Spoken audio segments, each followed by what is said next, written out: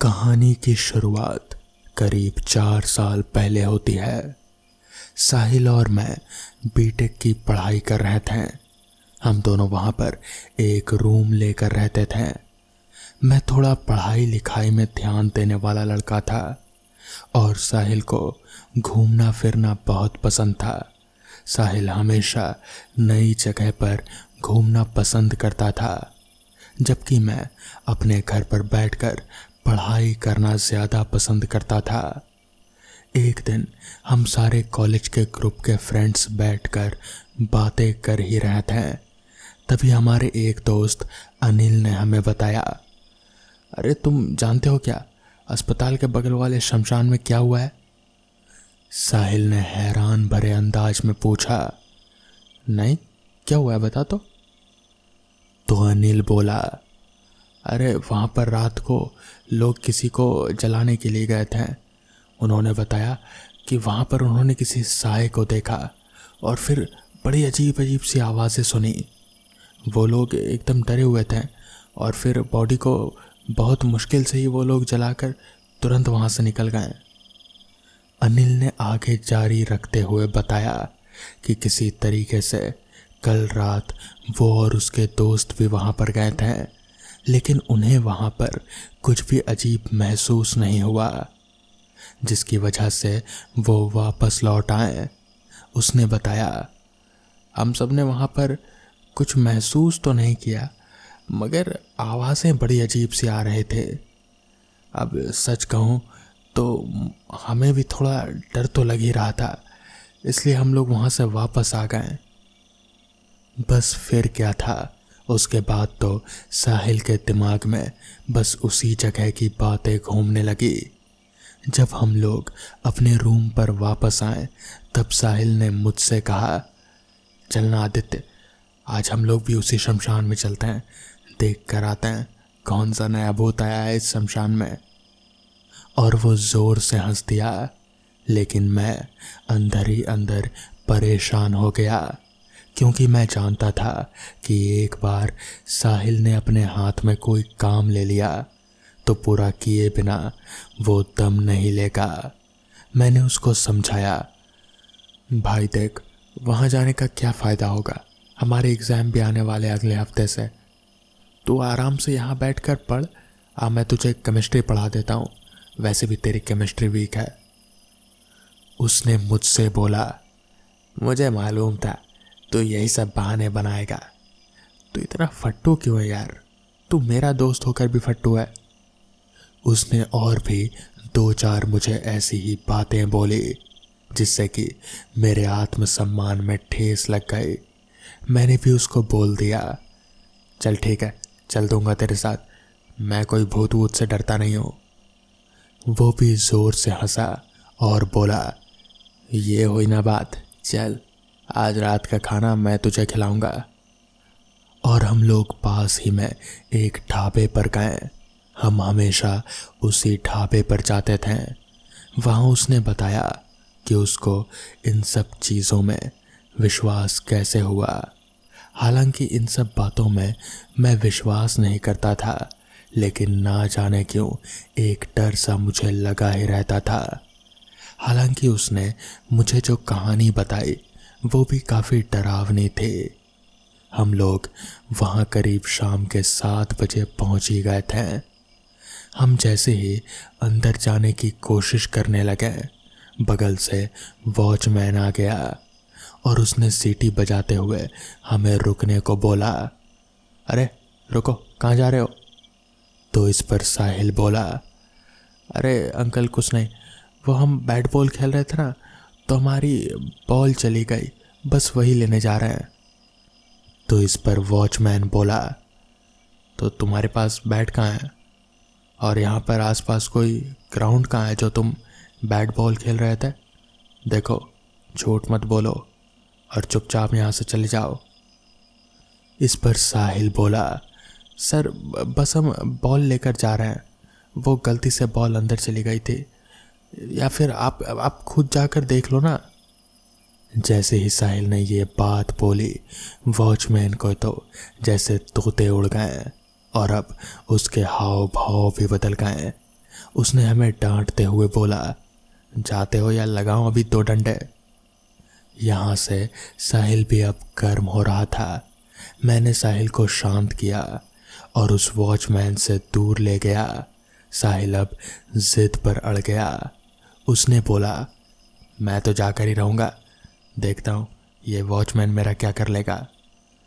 मैंने उसको शांत करने के लिए ये बात बोली कि अभी वो वॉचमैन भी थोड़ी ही देर में सोने चला जाएगा, तो क्यों ना हम लोग थोड़ी देर बाद आए या फिर करीब 12 साढ़े 12 बजे के आसपास आए। साहिल को ये प्लान पसंद आया और उसने बोला, ठीक है, हम रात में 12 बजे आएंगे, क्या बोलता है। मैंने अपना सिर हाँ में हिलाया और फिर साहिल वहाँ से आगे की ओर बढ़ गया। मैंने अपने सिर पर हाथ रख लिया और मैंने सोचा, अरे यार, मैंने तो अपने ही पैर पर कुदाली मार ली। एक तो शमशान, ऊपर से रात 12 बजे। मेरी मती मारी गई थी जो मैंने साहिल को यह आइडिया बता दिया। इसी बीच मैं साहिल को कई बार मना रहा था, लेकिन साहिल अपने फैसले पर पूरे तरीके से अड़िग था और आखिरकार वो घड़ी आ ही गई जब हमें शमशान के लिए निकलना था। आमतौर पर जहां हम रहते थे वहां पर 12 बजे भी चहल पहल रहती है, लेकिन आज ना जाने क्यों एक अजीब सा सन्नाटा पसरा हुआ था। साहिल ने अपनी साइकिल उठाई और मैं साइकिल के पीछे बैठा और हम दोनों शमशान के लिए चल दिए। हॉस्पिटल तक तो स्ट्रीट लाइट जल ही रहे थे, लेकिन जहां से शमशान की बाउंड्री स्टार्ट होती थी वो पूरा इलाका पूरा तरीके से एकदम काला था। वहाँ एक भी लाइट नहीं थी। हालांकि वो एक मेन रोड था, लेकिन इस वक्त भी वहाँ पर घोर सन्नाटा फैला था। मैंने इस काली रात को देखते हुए साहिल को एक बार फिर चेताया, भाई देख ले, हम इतना बड़ा काम करने जा रहे हैं, तू रेडी तो है। इस पर साहिल ने जवाब दिया, मैं हमेशा रेडी रहता हूँ, तू बता तेरे अंदर क्या चल रहा है।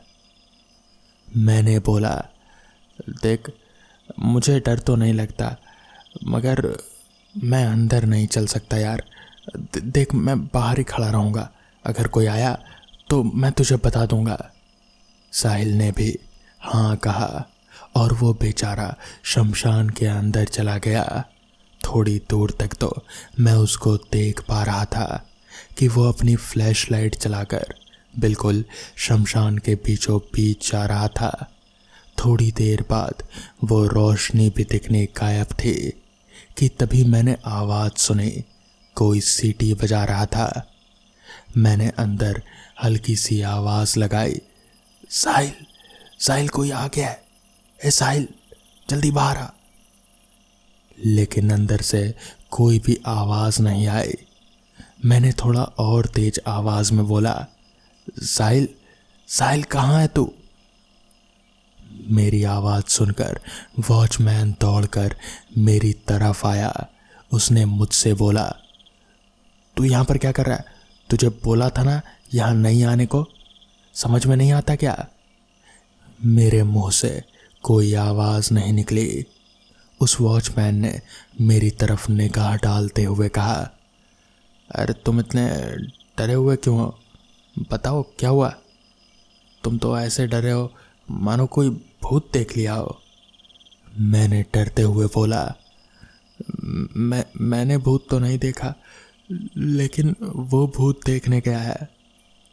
उसने हैरानी भरी निगाह से मेरी तरफ देखा और फिर कहा, भूत देखने गया है मतलब कौन गया है अंदर, कहाँ गया है। मैंने डरकर सारी कहानी उस वॉचमैन को बता दी। तो इस पर वॉचमैन बोला, अरे यार तुम्हारी मत मारी गई थी क्या, तुम ऐसी जगह पर आते ही क्यों हो, ये कोई पिकनिक मनाने की जगह है क्या, जब देखा यहाँ पर आ गए मुंह उठाकर। तुम लोग बड़े बेवकूफ़ हो यार। कल भी तुम्हारे जैसे ही कुछ लड़के आए थे, मैंने उन्हें देखा और डांट कर भगा दिया। वो लोग तो अंदर जाने की हिम्मत भी नहीं कर रहे थे। वॉचमैन अनिल और उनके दोस्तों की बात कर रहा था। वॉचमैन ने बोला, तेरा दोस्त कहाँ है, उसको आवाज़ लगा। मैंने ज़ोर से आवाज़ लगाई, साहिल, साहिल कहाँ पर है, जल्दी बाहर आ। लेकिन अंदर से कोई भी जवाब नहीं आया। मैं पूरी तरीके से डर गया था। मुझे पता नहीं था कि साहिल के साथ क्या हो गया है। मैंने कई बार साहिल को पुकारा, लेकिन सन्नाटा पूरी तरह से कायम था। वॉचमैन भी मेरे साथ साथ साहिल को आवाज़ लगा रहा था। मैं पूरा पसीने में भीग चुका था। मुझे अपने ऊपर शर्मिंदगी महसूस हो रहे थे कि मैं कैसा दोस्त हूँ। अपने दोस्त को अकेले ही शमशान में छोड़ दिया। मैं दोस्ती के नाम पर कलंक हूँ। मैंने दोस्ती का फर्ज नहीं निभाया। मैं तो डरा हुआ ही था। वॉचमैन की भी सिट्टी पिट्टी गुल थी। हिम्मत करके मैंने वॉचमैन को बोला, अंकल चलो ना, हम चलकर देखते हैं कि क्या हुआ है साहिल के साथ। वॉचमैन ने मेरी तरफ बड़ी हैरान भरी निगाहों से देखा और मुझसे बोला, तुम पागल हो क्या? तुम अंदर जाना चाहते हो? तुम जानते नहीं इस शमशान के बारे में कितनी अफवाहें हैं। यहाँ जो भी रात में गया वो कभी वापस नहीं लौटा। इस पर मैंने कहा, पर अंकल, मेरा दोस्त अंदर है, मैं उसे ऐसे नहीं छोड़ सकता। मैं जा रहा हूँ, बस आप मुझे अपनी टॉर्च दे दीजिए। इस पर वॉचमैन ने मेरी ओर बड़ी हैरान भरी निगाहों से देखा और फिर थोड़ी देर कुछ सोचने के बाद बोला, तुम बच्चे लोग यार बड़े बेवकूफ़ हो। यहाँ आ जाते हो, बताओ ये पिकनिक की जगह है। चलो मैं भी तुम्हारे साथ ही चलता हूँ। जिसके बाद मैं और वॉचमैन हम दोनों शमशान के अंदर दाखिल हुए। शमशान के अंदर पूरा तरीके से अंधेरा पसरा हुआ था। अंधेरे के अलावा और कुछ भी नहीं था। आसपास बड़े ही जंगल झाड़ थे। मुझे कहीं पर भी आसपास साहिल नज़र नहीं आ रहा था। हम लोग आगे बढ़ने लगे। शमशान में बहुत ही अजीब अजीब तरीके की आवाज़ें आ रही थी। कभी कभी तो ऐसा महसूस हो रहा था कि जैसे कोई औरत रो रही हो। मेरा तो पूरा रोम रोम कांप रहा था। वॉचमैन के भी हाथ थर थर कर रहे थे।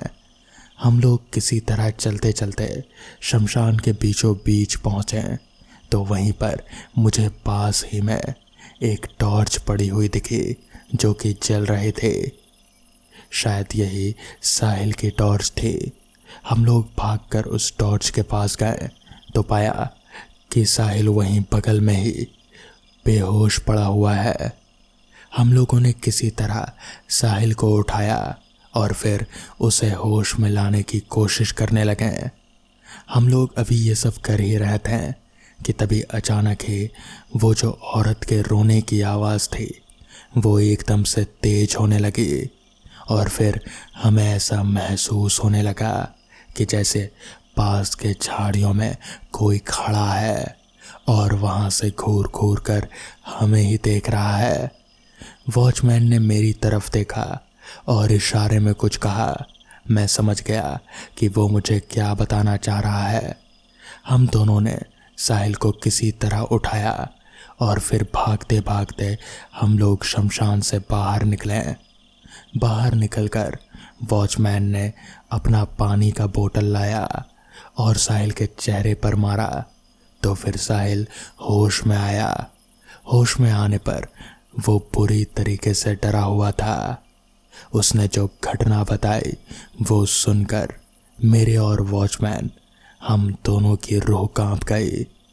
दरअसल उसने बताया कि वो शमशान में सीटी बजाते हुए आराम आराम से जा रहा था और वो मन ही मन भूतों का मजाक उड़ा रहा था कि तभी अचानक ही उसके सामने एक बहुत ही भयानक सी दिखने वाली औरत आ खड़ी हुई। उसका चेहरा पूरा जला हुआ था। आधे चेहरे पर हड्डियां नजर आ रहे थे। साहिल इतना डर गया कि वो वहीं पर गिरकर बेहोश हो गया। उस दिन के बाद से साहिल का घूमने फिरने का शौक छूट गया। तो दोस्तों, ये थी आज की पहली कहानी। तो चलिए बढ़ते हैं आज की दूसरी कहानी की ओर। सोनू को इस नए काम में जुड़े हुए ज़्यादा वक्त नहीं हुआ था। यहीं कोई 2-4 दिन ही बीते होंगे। काम था पहरेदारी का। पहरेदारी किसकी? तो कब्रिस्तान की। कब्रिस्तान, जी हाँ, सही सुना आपने। सोनू अपने मन ही मन में बड़बड़ाता हुआ बाहर कुर्सी पर बैठा था। ये कब्रिस्तान की पहरेदारी का क्या चक्कर है यार? कब्रिस्तान का भी कोई पहरेदारी करता है? यहाँ क्या चुराएगा कोई? कुछ है ही नहीं चुराने को। मुझे क्या, मुझे तो बस पैसों से मतलब है भाई। पैसे मिल गए, मेरा काम हुआ, मैं निकला अपने रास्ते, बाकी तुम लोग अपना समझो। और सोनू ये सब बड़बड़ाते हुए अपनी नज़र इधर उधर घुमाए जा रहा था। उसे ये काम बड़ा बोरिंग भी लगता था, क्योंकि वहाँ आसपास कोई और इंसान दूर दूर तक वहाँ कोई था ही नहीं जिससे सोनू बात तो दूर देख भी सके। वो अकेला बैठा वहाँ ऊब रहा था, मगर कर भी क्या सकते हैं, उसे पैसों की सख्त ज़रूरत जो थी, इसलिए वो ये काम के लिए राज़ी हो गया। सोनू डरपोक नहीं था। वो भूत प्रेत ऐसी बातों पर विश्वास ही नहीं करता था, इसलिए डर का तो कोई सवाल ही पैदा नहीं होता। वो बस ऊब रहा था। अभी सोनू कुर्सी पर बैठा इधर उधर अपनी नज़रें घुमा ही रहा था कि तभी अचानक कब्रिस्तान के अंदर से उसे जैसे एक खटपट की आवाज़ सी आई। वो उठकर खड़ा हो गया और सोचने लगा कि आखिर इस वक्त कब्रिस्तान में कौन होगा। उसे ये कहा गया था कि इस कब्रिस्तान में लाशें चोरी होती हैं। इसलिए सोनू अपने जेब से टॉर्च निकाला और कब्रिस्तान का गेट खोल कब्रिस्तान के अंदर की तरफ जाने लगा। कब्रिस्तान के अंदर पूरा अंधेरा छाया हुआ था। कहीं भी रोशनी का कोई जरिया नहीं था। उस रात आसमान पर चांद भी नहीं था, क्योंकि वो अमावस की रात थी। सोनू की छोटी सी बैटरी टॉर्च उसे ज़्यादा कुछ दिखा नहीं पा रहे थे, मगर जितना भी दिख रहा था उससे तो यही समझ में आ रहा था कि कब्रिस्तान के अंदर अभी कोई नहीं है सिवाय सोनू के। सोनू आगे बढ़ ही रहा था कि तभी फिर से उसे वही खटपट की आवाज़ सुनाई दी। वो उस आवाज़ की ओर बढ़ने लगा। जैसे जैसे वो उस आवाज़ की ओर बढ़ रहा था, वैसे वैसे वो आवाज़ और भी तेज होती जा रहे थे। उसे समझ नहीं आ रहा था कि आखिर ये आवाज़ है किस चीज़ की। इतनी रात गए एक क्रिश्चियन कब्रिस्तान में एक अकेला आदमी, ऊपर से एक आवाज़। कोई भी होता तो डर जाता, मगर सोनू वो बहुत ही हिम्मत वाला आदमी था। वो आगे बढ़ता रहा और बस बढ़ता रहा। कब्रिस्तान जितना बड़ा बाहर से दिखता था, अंदर से उससे कई ज़्यादा बड़ा था। कई सारी कब्रें थी वहाँ पर। वो आगे बढ़ता रहा और उस आवाज़ के करीब जाने की कोशिश करता रहा, लेकिन ऐसा लग रहा था जैसे जैसे वो उस आवाज़ के करीब जा रहा है, वैसे वैसे वो आवाज़ उससे और दूर होती जा रही है। मगर सोनू ने भी हार नहीं मानी। वो आगे चलता रहा। चलते चलते आखिरकार वो आवाज़ उसके करीब आ ही गई, यानी कि वो उस आवाज़ के पास पहुंच ही गया। वो आवाज़ एक कब्र के पास से आ रही थी। एक कब्र, जी हाँ, ऐसा लग रहा था जैसे उस कब्र के अंदर से कोई कुछ बोलने की कोशिश कर रहा था। अब सोनू को डर लगने लगा। भले कितना ही वो बहादुर था, मगर एक कब्र के अंदर से आवाज़, ये उसने कभी नहीं सोचा था। तो वो बहुत ज़्यादा डरने लगा था। मगर तभी कब्र की वो ऊपर की जो सीमेंट की परत थी, वो अचानक से हिलने लगी। सुमित डर के मारे कंपकपाने लगा। तभी अंदर से आवाज़ आई, रुको रुको, डरो मत। ये आवाज़ एक औरत की आवाज़ थी। अब सोनू बहुत ज़्यादा डरने लगा था। वो वहाँ से भागने ही वाला था कि तभी वो आवाज़ और तेज हो गई। प्लीज़ प्लीज़ रुको, भागो मत, मेरी मदद करो। सोनू वहाँ पर रुका और उसने कांपती आवाज़ में पूछा, कौन हो तुम? क्या मदद चाहिए मुझसे? तभी कब्र के अंदर से आवाज़ आई, मेरा नाम मैरी है, मेरी मौत नहीं हुई थी, मुझे मारा गया था। प्लीज़ प्लीज़ मेरी मदद करो, मैं तुमसे भीख मांगती हूँ।